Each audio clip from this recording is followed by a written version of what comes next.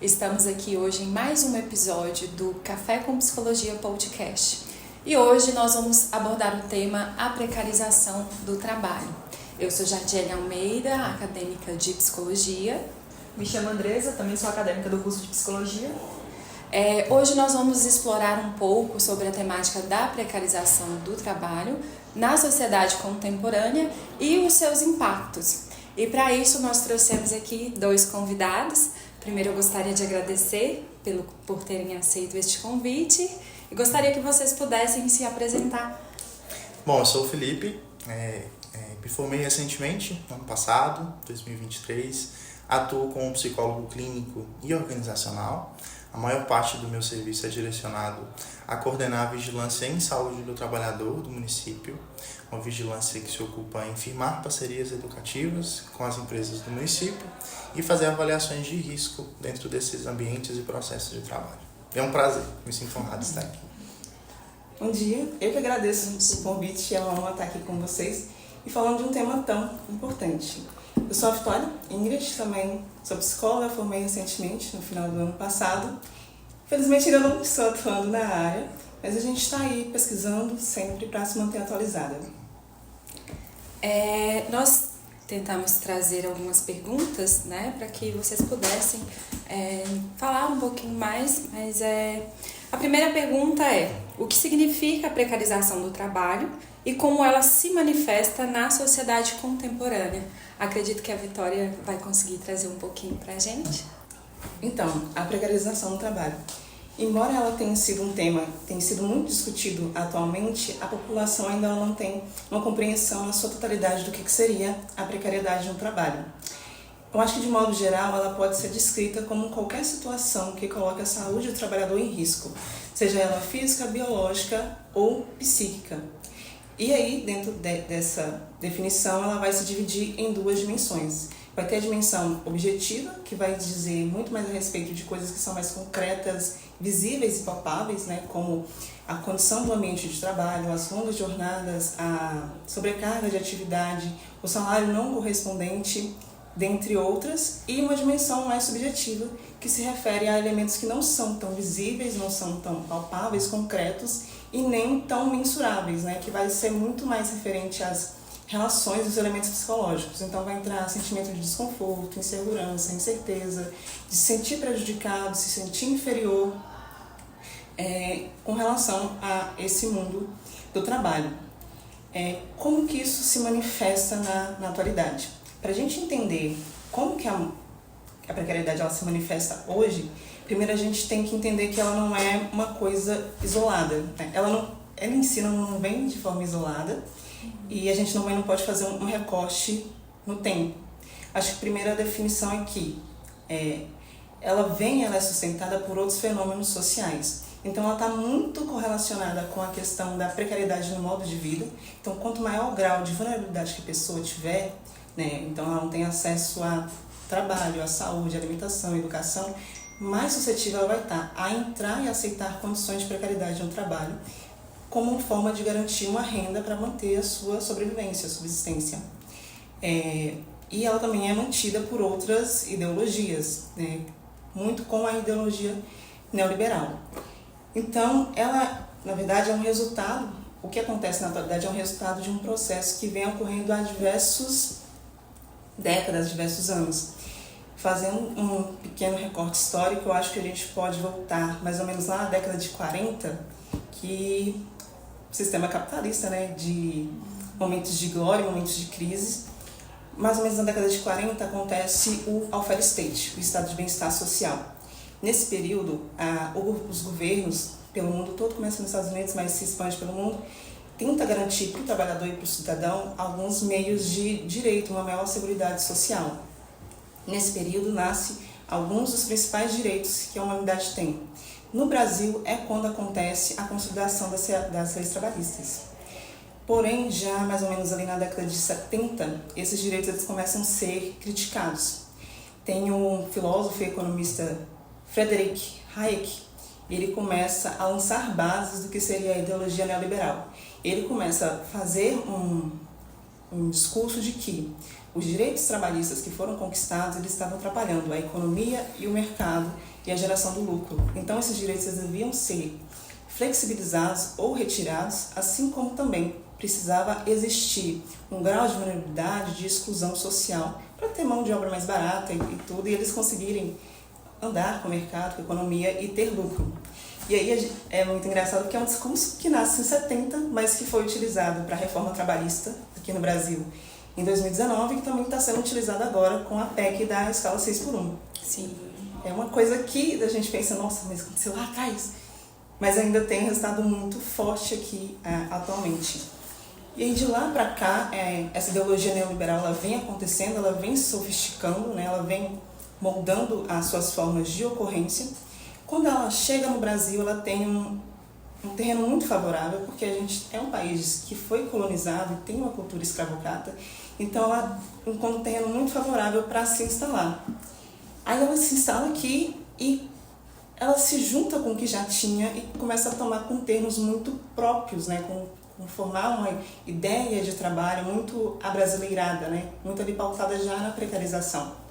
Se a gente puxa, talvez regionalizando um pouco mais, para o norte de Minas, tem um demarcador histórico que é muito importante para a gente entender a precariedade no trabalho aqui na região e principalmente em Janaúba, que é o coronelismo, né? Que é aquela prática onde os grandes fazendeiros, os coronéis, faziam práticas de assistencialismo e paternalismo, ofertando para as pessoas que viviam ali, os trabalhadores, materiais e serviços básicos, como saúde, educação, casa, emprego.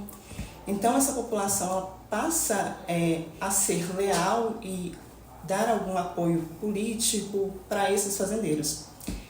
Nessa questão,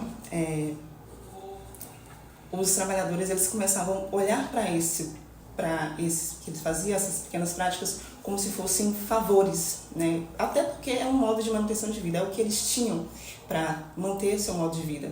Então eles começam a assumir uma posição submissa referente às ordens, às ideias desses patrões, desses senhores, e eles não criam uma ideia de que eles podem ser contra e reivindicar contra essas ideias e essas ordens. E aqui a gente já pode definir muito claro a questão da precariedade subjetiva, né? Porque ela não só acontecia como ela era base para manter essa estrutura social. E aí a gente cria aqui uma definição de que as pessoas começam a acreditar que essa precariedade subjetiva ela não acontece, né? Então ela passa a ter um olhar apenas para o que é objetivo, para a precariedade objetiva, até porque vai ser o que de fato vai impedir que ela exerça a atividade laboral. Então é tipo o material que está quebrado, a saúde, então se ele está doente ele não consegue trabalhar, consequentemente ele não consegue ter renda. Então elementos como se ele está se sentindo inferior, se ele está se sentindo inseguro com essas questões, primeiro que na época nem era considerado, mas ele não vai considerar isso como um fator de risco para ele exercer a atividade, ele foca apenas na precariedade objetiva. E aqui, para mim, isso é um grande... Aqui está o pulo do gato, principalmente para entender a questão da precariedade em Janaúba. Porque Janaúba se estabelece literalmente nessa relação. Janaúba ela, começa a ser desenvolvida lá em 900 e bolinha, oriunda dos povos cafuzos, né, dos indígenas com os quilombolas. E ela passa realmente de um povoado, começa a crescer com a chegada dos grandes fazendeiros. Então, a posição desse trabalhador que existia lá antigamente ainda ecoa no trabalhador que existe aqui hoje em Janaúba. Então os trabalhadores aqui ainda têm uma visão muito submissa sobre as relações de trabalho, sobre seus patrões. Mesmo que eles consigam ver, eles consigam sentir que está sendo ruim, eles não conseguem se levantar e falar que está sendo prejudicial para eles essa questão. E aí, além disso, né, vai começar a ser somado com as outras coisas que chegam pra gente, né? Acho que nos últimos anos, com o avanço da tecnologia, as redes sociais, as ideologias neoliberais elas tomaram muito mais forças, né? E aí a gente vê, por exemplo, nos últimos anos, ela ganhando grande força com os discursos dos coaches e do empreendedorismo. Então, o neoliberalismo já conseguiu estabelecer na sociedade uma definição do que seria um sujeito ideal. Obviamente a gente sabe que é um homem branco, cisgênero, toda essa questão, mas além disso também é um sujeito que ele é livre, ele é bem-sucedido, ele consegue fazer a sua autogestão, ele não tem medo de errar, de estar sempre pronto para aprender novas coisas, e ele nunca perde uma oportunidade. Então, obviamente, esse sendo o sujeito ideal, todo mundo vai correr atrás desse sujeito. E aí, o que seria bem essa questão? Porque as pessoas passam a acreditar nisso, e elas começam a acreditar que se ela não está conseguindo fazer as coisas como esse sujeito ideal, na verdade quem está errado é ela. Então, se ela não consegue ir bem no trabalho, se ela não consegue bater as metas inalcançáveis, se ela não consegue melhorar de emprego, se ela não consegue trabalhar 8 horas e ainda ir numa faculdade à noite, se ela não consegue esses pequenos detalhes, ela começa a acreditar que o errado é ela, não é um sistema social, não é um arranjo, uma história que está errada, é ela. E aí começa a gerir novas formas de sofrimento, tanto físico quanto também psíquico, e a pessoa começa a entrar num ciclo tão grande que a gente já vai entrar também na definição de autoprecarização, que aí a gente já vai ter falado do Byung-Chul Han com Sociedade do Cansaço. Não precisa, a precarização, atualmente ela não precisa mais vir de um terceiro, a pessoa ela faz a sua autoprecarização, muito naquele sentido de que a sua vitória só depende de você, você que tem que correr atrás, você que tem que fazer os seus meios, não é o patrão, não são aquelas 33 empresas que estavam se juntando para manter o salário baixo, sou eu que tenho que trabalhar mais. Não há pobreza que suporte 12 horas de trabalho. Então esses discursos eles vão entrando e a pessoa vai cada vez mais acreditando que ela é a culpada por não conseguir ter uma ascensão, não conseguir ter as coisas mínimas, né, alimentação, moradia. Hoje é uma grande questão, principalmente para nossa geração, quanto que eu vou ter dinheiro para comprar uma casa. Então a gente passa a acreditar que isso é sempre uma questão nossa, do sujeito, e não de uma estrutura maior. E aí acaba que todo esse adoecimento é direcionado sempre ao individualismo, eu sou responsável por isso, então eu que tenho que apresentar resultados, sem considerar toda a questão social que envolve, que impacta diretamente na vida desse trabalhador, que vai, de alguma medida, produzir sofrimento, né? Sim, exatamente. E aí tem os autores, o Dunker e o Saflate, no livro Liberalismo e Gestão do Sofrimento, eles vão falar muito sobre esse arranjo, né? Como que o sofrimento, na verdade, a gente pode pensar, nossa, como que um trabalhador em sofrimento, isso vai ser ruim para a empresa, né? Obviamente ele não vai trabalhar. Mas aí a gente descobre que é o contrário. Quanto mais sofrimento o trabalhador estiver, mais ele vai produzir. Porque ele acredita que se está dando errado, a culpa é minha, então eu vou produzir cada vez mais porque eu vou alcançar esse sujeito ideal. E isso acaba que vai acabando deteriorando todos os âmbitos da vida dele, os laços sociais, a autoimagem, a autoestima. Ele começa a se sentir cada vez mais inferior porque ele nunca consegue alcançar. E entra num ciclo tão grande porque se ele começa a se autoprecarizar, começa a prejudicar a sua própria saúde, sua vida, e aí, por conta disso, ele não vai conseguindo trabalhar e vai entrando num grau de vulnerabilidade cada vez maior. Então ele só vai meio que se afundando cada vez mais nesse processo e aceitando cada vez mais a lógica da precarização. Tem uma outra questão que eu acredito que entra um pouquinho nesse ponto que você trouxe, que é a competitividade que gera entre as outras pessoas que estão naquela equipe de trabalho. Porque aí, quanto mais o outro está produzindo, eu também preciso produzir para alcançar, né, esse mesmo nível. E aí é um ponto que eu acredito que também facilita pro empregador, mas a vida do trabalhador em si, ela vai virar nesse ciclo de eu preciso produzir mais porque tem alguém produzindo mais do que eu. Você acredita que faz sentido essa lógica também, dessa competitividade impactar, influenciar em alguma forma? Imensamente. Tanto, e não só já no mercado de trabalho, né? Isso começa desde muito cedo, desde ali das bases da escola, faculdade, a gente já entra nessa lógica de individualismo e competitividade. Eu não preciso pensar no outro, eu não preciso pensar como um modo coletivo. Eu preciso pensar em mim, eu que preciso conquistar. Então, isso vai cada vez mais deteriorando os laços sociais e também vai entrar naquela questão de que eu preciso produzir mais para não ser substituível. Já entra nessa outra dimensão também, Porque o patrão sempre tem aquela lógica, se você não quer trabalhar, lá fora tem uma fila de pessoas querendo. Exatamente. E aí ele vai ficando cada vez mais nesse sentido de eu preciso produzir, eu preciso dar resultado, eu preciso estar aqui e eu vou aceitar tudo isso porque eu preciso manter e pagar minhas contas. Uma pergunta que não está no roteiro, mas vamos pensar nesse contexto mais regionalizado. Janaúba, né, principalmente você trazendo essa questão dessas práticas muito voltadas para o coronelismo. A gente viu nos últimos anos um movimento dessas grandes empresas que vieram para a cidade e que mudou um pouco esse contexto, principalmente com relação à garantia de alguns direitos e benefícios que as empresas daqui não oferecem. E aí muda um pouco essa lógica. Você acredita que isso traz também algum impacto nesse sentido? Acredito que sim, mas ao mesmo tempo também acredito que é um impacto que, para acontecer, ele vai ser muito devagar para gerar uma mudança de fato. Tanto que ela traz uma nova visão, ela mostra que pode ser diferente.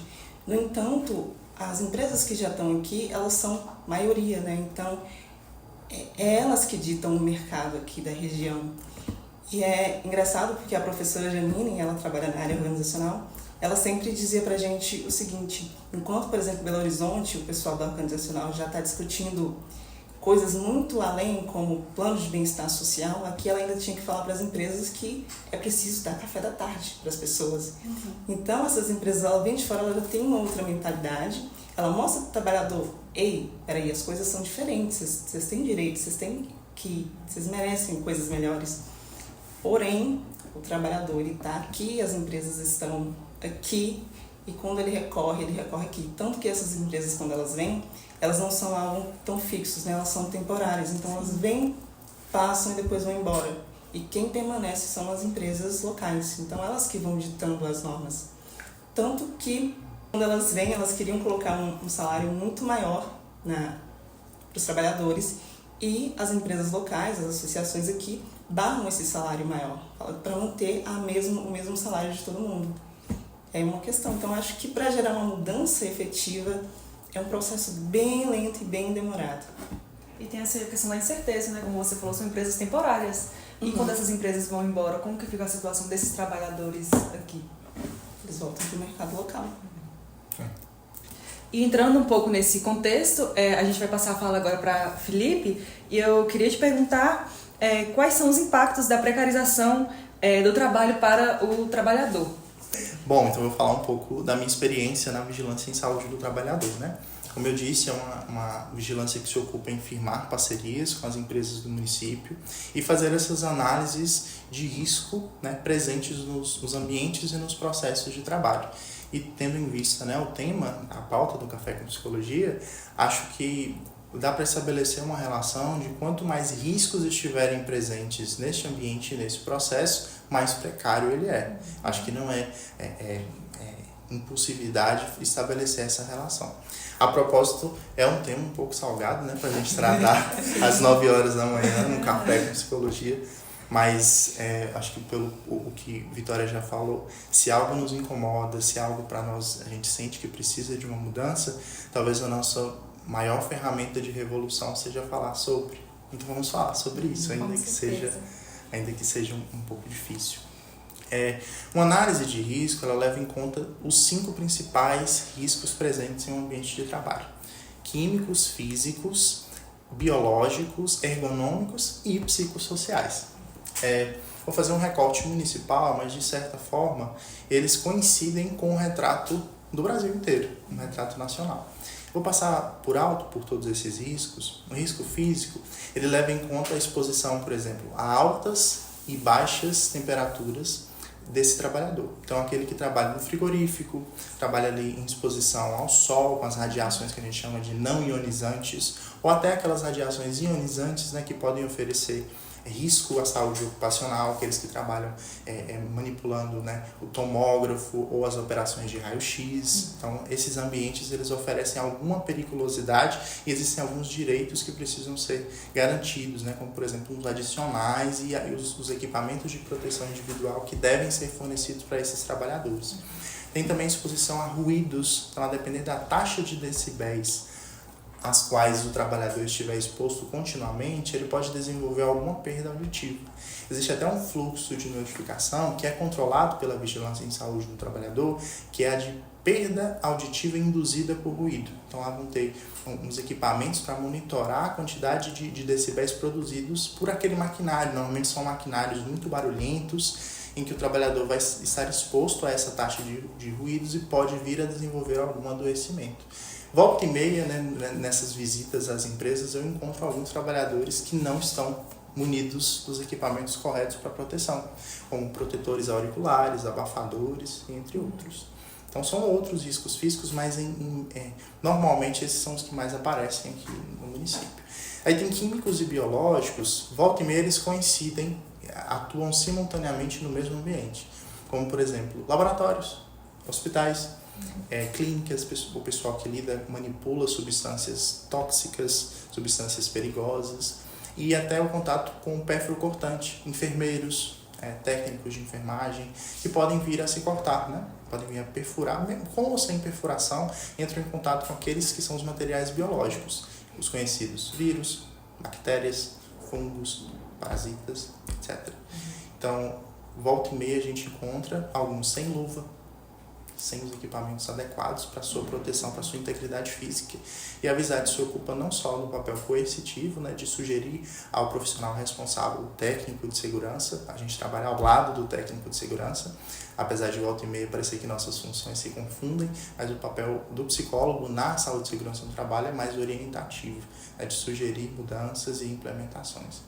Os dois últimos, ergonômicos e psicossociais, são os que mais aparecem em Janaúba.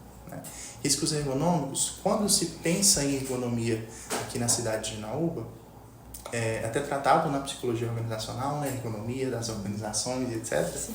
Quando ela é vista por alguns, quando ela é pensada institucionalmente, volta e meia ela é pensada de forma parcial ou incompleta. Ergonomia, pela etiologia da palavra, envolve, por exemplo, o estudo, toda a relação que é estabelecida entre o homem e o seu trabalho. E aqui eu percebo uma tendência em associar a ergonomia unicamente à postura. A forma como eu pego um peso, uma caixa, se vai estar com a coluna ereta ou não, se eu vou subir para trocar uma lâmpada, fazer algum serviço, se vai ser com equipamento adequado ou com a cadeira que pode tombar, né? Se o computador vai estar na altura dos olhos, se vai estar fazendo pressão na coxa, eu tenho um apoio para os pés ou não.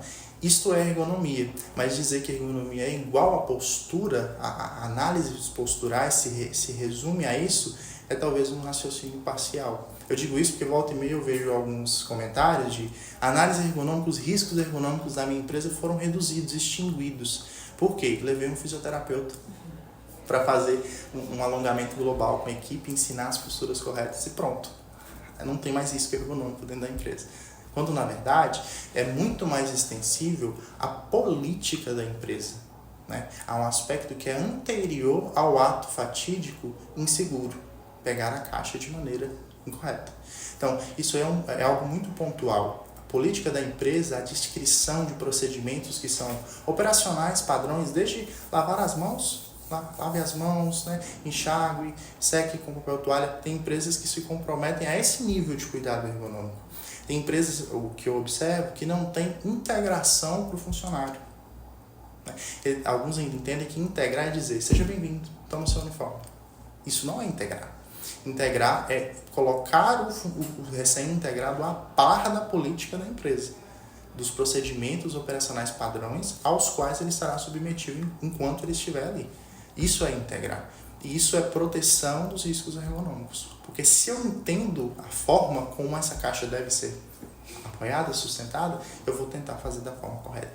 Então, essas normas, né, pela lógica da palavra ergonomia, normas e leis do trabalho, protege de forma mais ampla os riscos ergonômicos do que tão somente eu conserta a coluna, faça dessa forma, olha. Então, claro que são úteis, eu não estou aqui desmerecendo nenhum trabalho, eu digo que às vezes são feitos trabalhos e análises que residem em um ponto que é contido no conceito de ergonomia e que não se resumem à totalidade do que é ergonomia. E o último risco, que eu acho que é o que com certeza mais aparece na cidade de Janaúba, são riscos psicossociais. Coincidentemente, tem tudo a ver com café com psicologia e com precariedade. Apesar de alguns, né, alguns empregadores terem um movimento de terem atenção para esses aspectos, de entenderem que impacta na produção, né? A gente tem órgãos, o Ministério do Trabalho, Emprego e a Organização Mundial da Saúde relacionando o absenteísmo, a rotatividade de pessoal com a saúde mental do trabalhador. Entender, como a Vitória já disse, quanto que isso impacta na produção, né? Então, alguns relatos que são trazidos para mim pelos próprios trabalhadores de o estabelecimento de metas, pessoal de vendas, né, irrealísticas, metas que nem o empregador acredita que o funcionário é capaz de bater. É estabelecida para ele, e pela pirâmide de Maslow, né, pelo cortezinho, pela pirâmide de Maslow, a gente vê os aspectos fisiológicos são basais, então eu vou querer receber aquele salário e me manter no emprego. Então cria-se esse ambiente, que a própria Vitória falou de competitividade, e eu crio um terreno tão fértil, eu não digo nem para o burnout, eu digo para ansiedade de desempenho.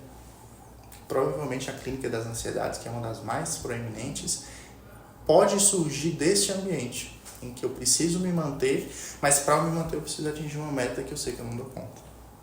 Então isso me deprime, isso me deixa ansioso. Eu percebo que isso aparece muito.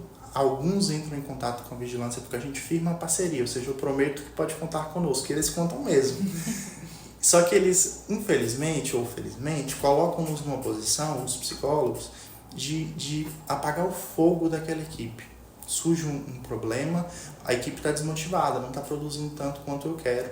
Vem aqui dar uma palestra, faz uma palestra motivacional, motiva a equipe para elas produzirem 200%.